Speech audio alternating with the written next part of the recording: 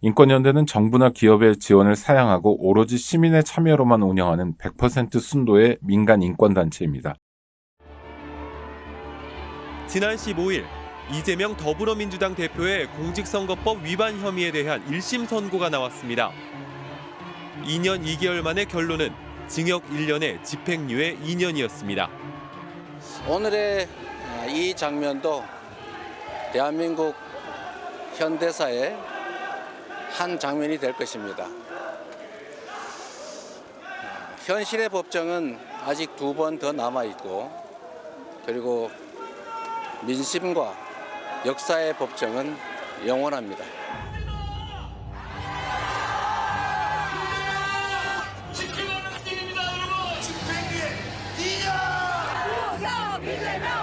당연한 거 아니에요. 이재명은 진짜 반성해야 되고. 좀 믿기지가 않고 사법부에 대한 불신이 더 커지는 것 같아서 이게 말이 안 되는 결과라고 생각합니다. 그리고 내일 또 하나의 재판 결과가 나옵니다.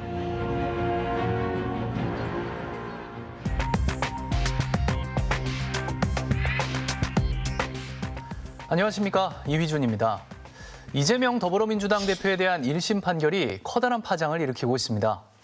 임상재 기자가 나와 있습니다. 이 선고일에 법원 앞에 모였던 시민들처럼 여야의 입장도 극명하게 엇갈렸습니다. 민주당은 정적 죽이기에 화답한 정치 판결이라고 반응했고, 국민의힘은 사법부가 소신 있는 판결을 내렸다고 맞받았습니다. 이번 판결의 맥락을 알기 위해선 먼저 사건의 내용부터 알아봐야 할 것 같아요. 네, 130페이지 분량의 판결문을 꼼꼼히 살펴봤습니다.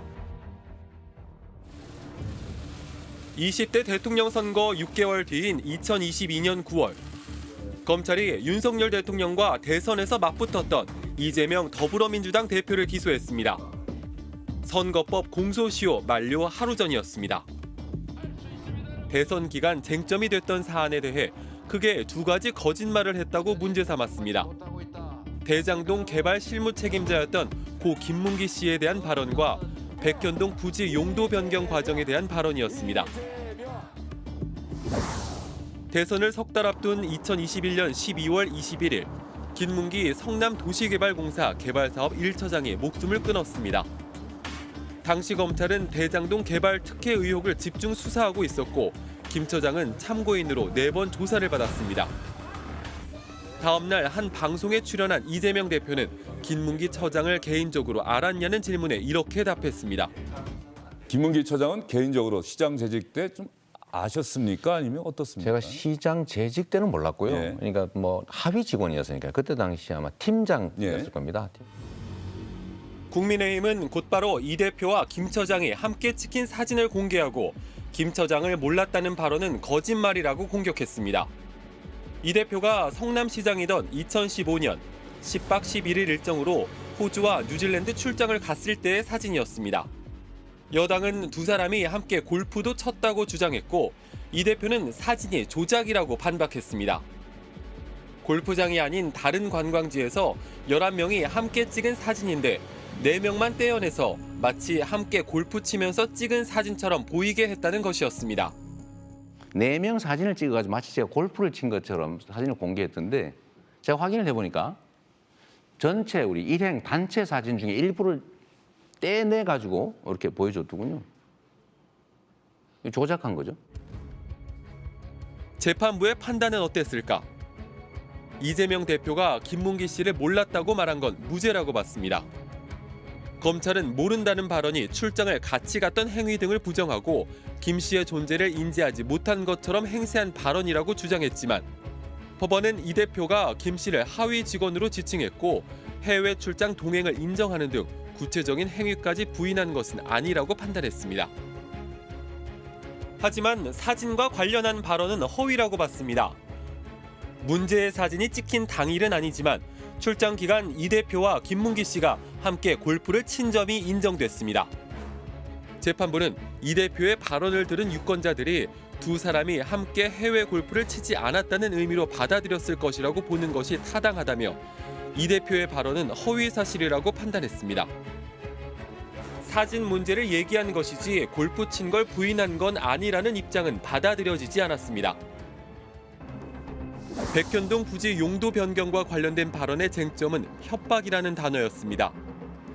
한국식품연구원이 있던 경기도 성남시 백현동 땅. 박근혜 정부 시절인 2014년과 2015년 공공기관 지방 이전 정책에 따라 식품연구원은 민간 사업자에게 부지 매각 작업을 진행했습니다. 성남시에 매각을 승인해달라고 요청하면서 식품연구원 측은 이 땅을 아파트를 지을 수 있는 이종 주거지역으로 바꿔달라고도 요청했습니다. 처음에 용도 변경을 거절했던 성남시는 이후 매각을 승인하면서 일부 부지는 기부 체납을 받고 땅의 용도는 사업성이 더 높은 준주거지로 바꿔줬습니다. 이때 성남시장은 이재명 대표. 대선 국면에서 이 대표가 시장 시절 민간 사업자에게 특혜를 준 것 아니냐는 의혹이 불거졌습니다. 2021년 10월 국정감사에서 이에 대한 질문이 쏟아졌고 이 대표는 국토부의 압박에 따른 결정이었다며 협박이라는 단어를 사용했습니다. 국토부 장관이 도시관리계획 이거 변경 요구하면은 지방자치단체장은 반영해야 된다. 의무 조항을 만들어놨습니다. 이걸 가지고 만약에 안 해주면 직무유기 뭐 이런 걸 문제 삼겠다고 협박을 해서. 이 대표 측은 식품연구원 부지 매각 과정에서 국토부가 땅 매각과 용도 변경에 협조하라는 공문을 성남시에 여러 차례 보냈다고 했지만 국토부는 공문에 성남시가 자체적으로 결정할 사안이라는 내용이 담겨 있었다고 반박했습니다. 2014년에 국토부에서 성남시뿐만 아니라 28개 지자체에 대해서 협조 공문을 보냅니다. 국토균형 발전을 위해서 지방 공공기관 이전을 해야 되는데 지자체들이 좀 협력을 해달라. 협조 공문 국토부가 보냈는데요. 이재명 지사는 이게 협박이다. 이렇게 주장을 합니다. 이에 대해 법원은 전현직 성남시와 국토부 공무원들이 협박은 없었다고 일관되게 진술했다며 백현동 용도 변경은 당시 이재명 성남시장이 스스로 검토해 내린 결정이라고 판단했습니다. 허위사실 공표에 대한 선거 범죄 양형 기준은 징역 10개월 이하 또는 200만 원에서 800만 원의 벌금형입니다. 거짓말의 전파성이 높고 유권자의 판단에 큰 영향을 끼칠 경우 최대 징역 2년까지 가중됩니다. 검찰은 이 최고 형량인 징역 2년을 구형했고 법원은 이 대표의 발언이 대선 후보자의 능력과 자질에 관한 중요한 사항이고 방송을 매체로 이용해 파급력과 전파력이 컸다고 보고 이 대표에게 징역 1년에 집행유예 2년을 선고했습니다. 이재명 대표 측은 항소장을 제출했습니다.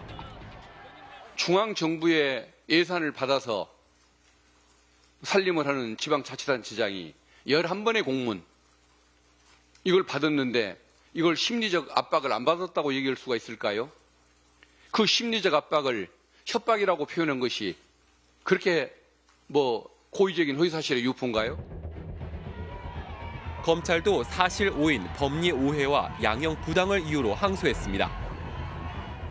2심은 골프와 사진 발언의 방점이 어디에 찍힐지, 국토부 협박 발언에 대한 새로운 증언이 나올지가 관건이 될 것으로 보입니다. 그 부분을 이제 항소심에서 어떻게 보냐. 그러니까 전자 1심 판사들 같이 마치 골프를 친 것처럼 거기에 방점을 두냐. 그러면 마치 그날 골프를 친 것처럼 그날이 생략된 발언으로 보냐. 또는 사진이 조작됐다. 이 뒤에 방점을 두냐에 따라서 허위성 판단이 달라지는 거죠. 대법원까지 이 판결이 유지되면 이재명 대표가 의원직을 상실할 뿐만 아니라 민주당은 400억 원이 넘는 대선 선거 보조금을 반납해야 합니다. 더 큰 변수는 이 대표가 앞으로 10년 동안 선거에 출마하지 못할 수도 있다는 점입니다. 그래서 2심, 3심 재판에도 관심이 쏠릴 수밖에 없는데요. 선거법 위반 사건 재판만 남아있는 게 아니지 않습니까? 네, 이 대표가 받고 있는 재판은 무려 5개나 됩니다. 야권이 편파 수사, 검찰을 동원한 정적 죽이기라고 반발하는 이유입니다. 지난 대선 기간 아버지 고 윤기중 명예교수의 집을 대장동 개발업자이자 법조기자였던 김만배 씨의 누나가 매입했다는 보도가 나오자 윤석열 대통령은 곧바로 김 씨와 개인적인 친분은 없다고 해명했습니다.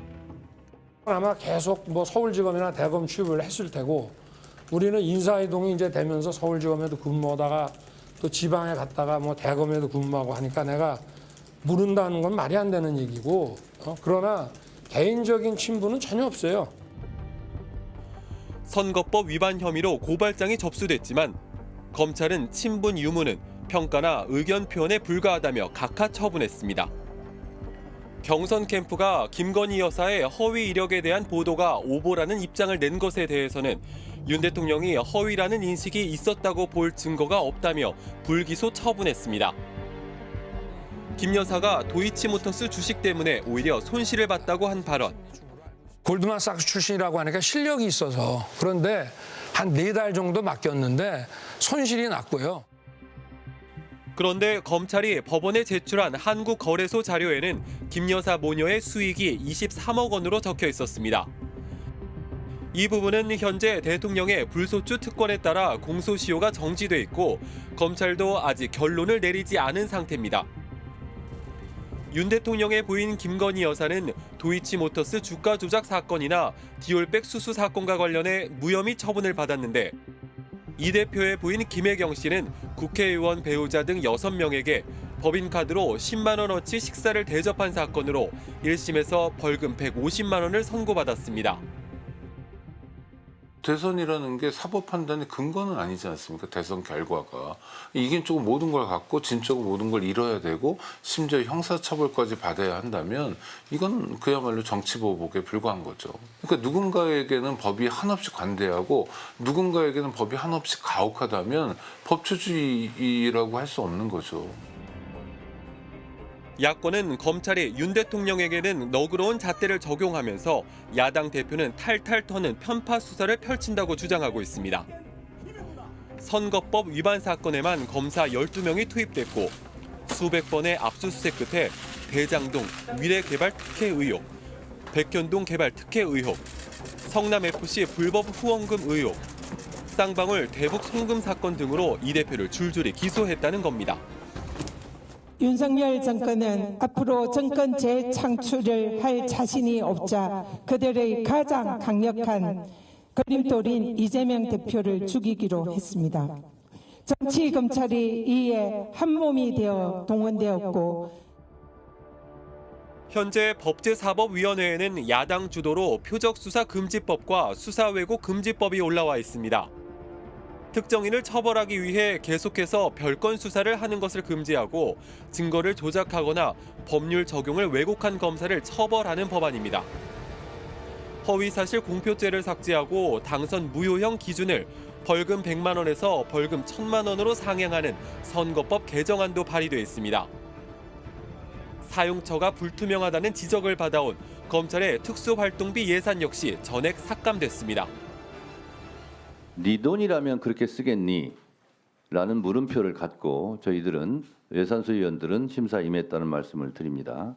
그래서 검찰 특수활동비 80억 900만 원은 내역을 전혀 입증하지 않았기 때문에 전액 삭감했습니다.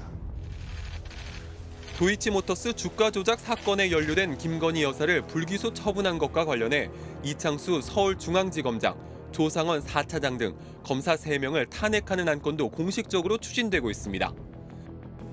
여당은 이재명 방탄국회라고 비판하고 있습니다. 절대 다수 의석을 가진 야당이 야당 대표의 죄를 없애거나 형을 낮추기 위해 법을 개정하는 것은 명백한 입법권의 남용이고 이 대표의 공직선거법 위반 2심 재판과 관련해서 재판 지연 방지 TF까지 발족시켰습니다. 1심에서 6개월에 끝내야 되는 공직선거법 위반 사건이 2년 2개월이나 걸린 것에 대해서 저도 법조에 몸담았던 사람으로서 굉장히 이례적이라고 생각합니다.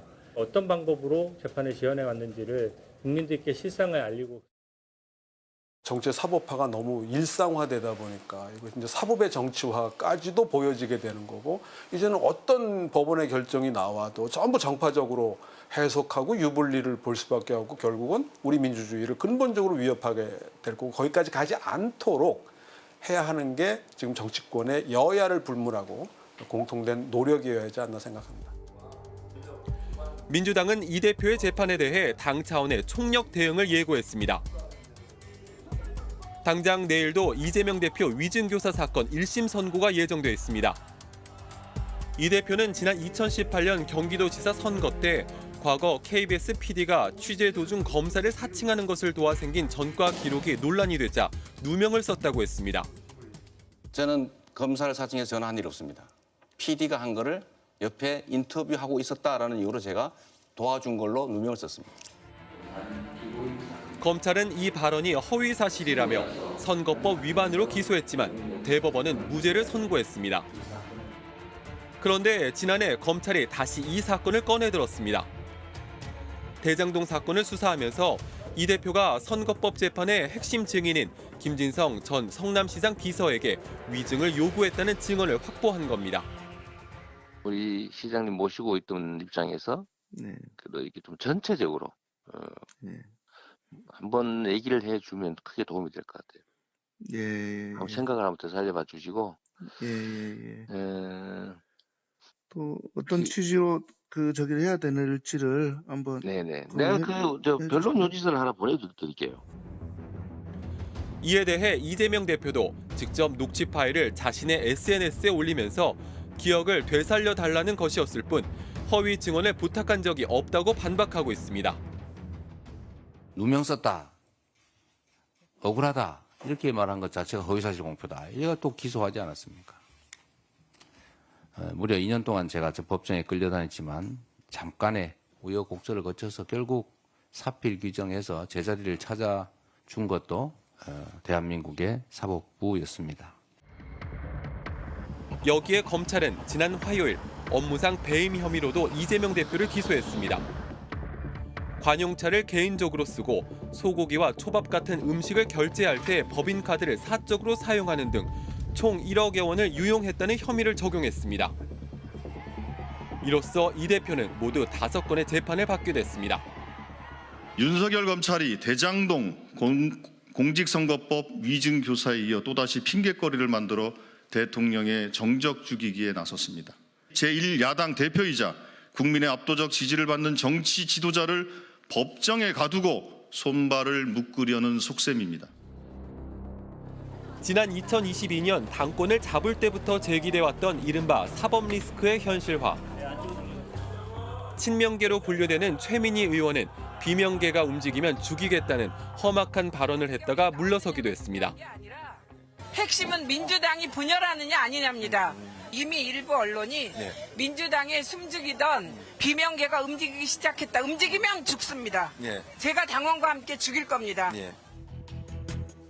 얼마 전까지 대통령실에 대한 비판 발언을 이어가던 한동훈 대표는 최근 이재명 대표 재판에 대한 발언 빈도를 높이고 있습니다. 이재명 대표 재판이 이제 하나 둘씩 선고되기 시작했죠. 다 예상됐던 통상의 결과입니다. 국민들께서는 선거 과정에서의 허위사실 공표를 대단히 무거운 범죄로 처벌해야 한다는 공감대를 갖고 계십니다. 대통령에 대한 부정평가가 70%를 넘고 야당의 차기 대권 유력 주자는 사법 리스크에 발목이 잡히며 요동치는 전국. 한국 정치가 다시 안개 속으로 빠져들고 있습니다. 1심 차원에서는 지금 지지자 중심의 결집, 그거에 기반한 양대 정당들의 갈등, 지지자들 간의 갈등 이런 것들이 커질 것으로 보여지고요. 궁극적으로는 이 중간지대에 대해서 얼마나 많은 확장력을 가질 수 있는가, 정당이나 정치인이 이 문제가 향후에 좀 중요하게 대두되지 않을까 생각을 합니다. 네, 임상재 기자 잘 들었습니다. 200만 원, 300만 원 벌금을 내지 못해 감옥에 갇히는 분이 매년 4만 명이 넘습니다. 장발장은행은 이분들에게 무이자 무담보로 대출을 해주고 있습니다. 장발장은행을 후원해 주시기 바랍니다. 실로 모든 게 엉망으로 치닫는 듯한 세상입니다마는 스스로 아름다워지는 데에 경연쩍어 하지 않기를 바랍니다. 고맙습니다.